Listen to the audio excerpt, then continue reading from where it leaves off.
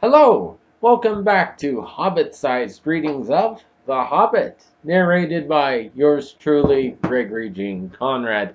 Today we continue reading J.R.R. Tolkien's preliminary masterpiece, The Hobbit, with Chapter 7, Flies and Spiders, Part 1. They walked in single file. The entrance to the path was like a sort of arch leading into a gloomy tunnel made by two great trees that leant together, too old and strangled with ivy and hung with lichen to bear more than a few blackened leaves. The path itself was narrow and wound in and out among the trunks. Soon the light at the gate was like a little bright hole far behind, and the quiet was so deep that their feet seemed to thump along, while all the trees leaned over them and listened. As their eyes became used to the dimness, they could see a little way to either side in a sort of darkened green glimmer. Occasionally a slender beam of sun that had the luck to slip in through some opening in the leaves far above, and still more luck in not being caught in the tangled boughs and matted twigs beneath, stabbed down thin and bright before them. But this was seldom, and it soon ceased altogether. There were black squirrels in the wood. As Bilbo's sharp, inquisitive eyes got used to seeing things, he could catch glimpses of them whisking off the path and scuttling behind tree trunks. There were queer noises, too, grunts, scufflings, and hurryings in the undergrowth, and among the leaves that lay piled endlessly thick in places on the forest floor. But what made the noises he could not see. The nastiest things they saw were the cobwebs, dark, dense cobwebs with threads extraordinarily thick, often stretched from tree to tree, or tangled in the lower branches on either side of them. There were none stretched across the path, but whether because some magic kept it clear, or for what other reason, they could not guess. It was not long before they grew to hate the forest as heartily as they had hated the tunnels of the goblins, and it seemed to offer even less hope of any ending. But they had to go on and on. Long after, they were sick for a sight of the sun and of the sky, and longed for the feel of wind on their faces. There was no movement of air down under the forest roof, and it was everlastingly still and dark and stuffy. Even the dwarfs felt it too, who were used to tunneling, and lived at times for long whiles without the light of the sun. But the hobbit, who liked holes to make a house in, but not to spend summer days in, felt that he was being slowly suffocated. The nights were the worst. It then became pitch dark. Not what you call pitch dark, but really pitch. So black that you really could see nothing. Bilbo tried flapping his hand in front of his nose, but he could not see it at all. Well, perhaps it is not true to say that they could see nothing. They could see eyes. They slept all closely huddled together and took it in turns to watch. And when it was Bilbo's turn, he would see gleams in the darkness round them, and sometimes pairs of yellow or red or green eyes would stare at him from a little distance, and then slowly fade and disappear, and slowly shine out again in another place. And sometimes they would gleam down from the branches just above him, and that was the most terrifying. But the eyes that he liked the least were horrible, pale, bulbous sort of eyes. Insect eyes, he thought. Not animal eyes, only they are much too big. Although it was not yet very cold, they tried lighting watch fires at night, but they soon gave that up. It seemed to bring hundreds and hundreds of eyes all round them, though the creatures, whatever they were careful never to let their bodies show in the little flicker of the flames. Worse still, it brought thousands of dark gray and black moths, some nearly as big as your hand, flapping and whirring round their ears. They could not stand that, nor the huge bats, black as a top hat, either. So they gave up fires, and sat at night and dozed in the enormous, uncanny darkness. All this went on for what seemed to the hobbit ages upon ages, and he was already hungry, for they were extremely careful with their provisions. Even so, as days followed days, and still the forest seemed just the same, they began to get anxious. The food would not last forever. In fact, it was already beginning to get low. They tried shooting at the squirrels, and they wasted many arrows before they managed to bring one down on the path. But when they roasted it, it proved horrible to taste, and they shot no more squirrels. They were thirsty, too, for they had none too much water, and in all the time they had seen neither spring nor stream. This was their state when one day they found their path blocked by a running water.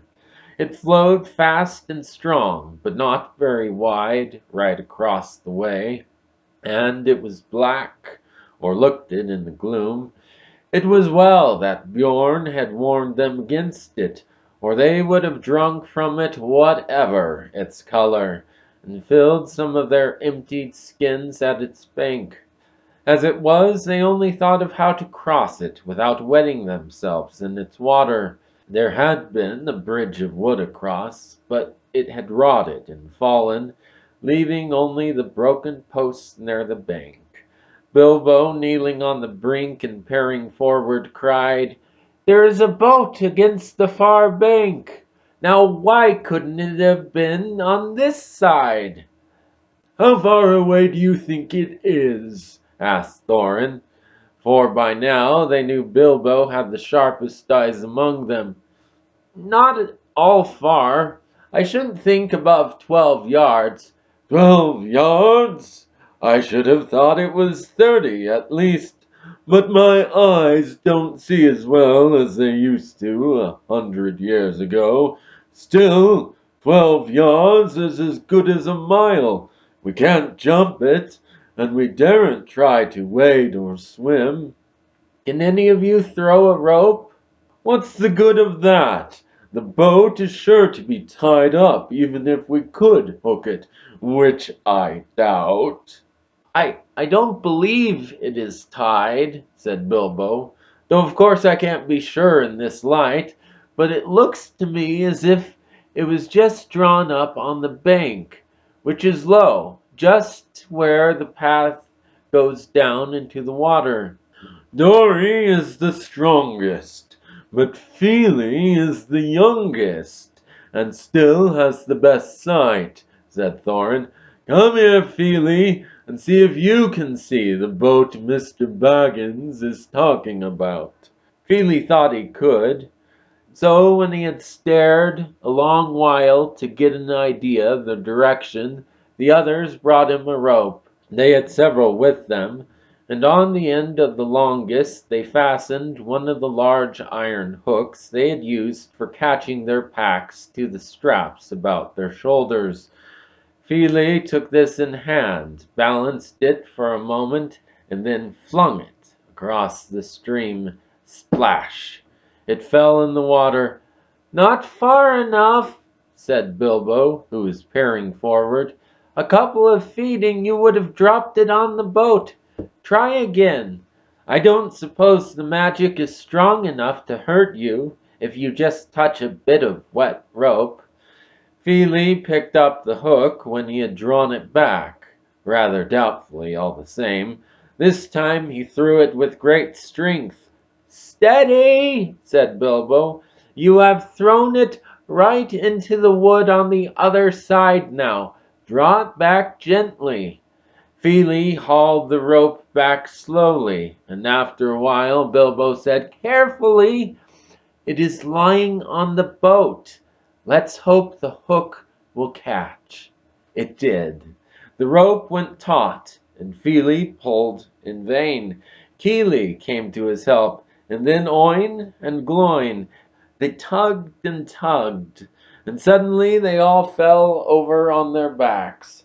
Bilbo was on the lookout, however, and caught the rope, and with a piece of stick fended off the little black boat as it came rushing across the stream.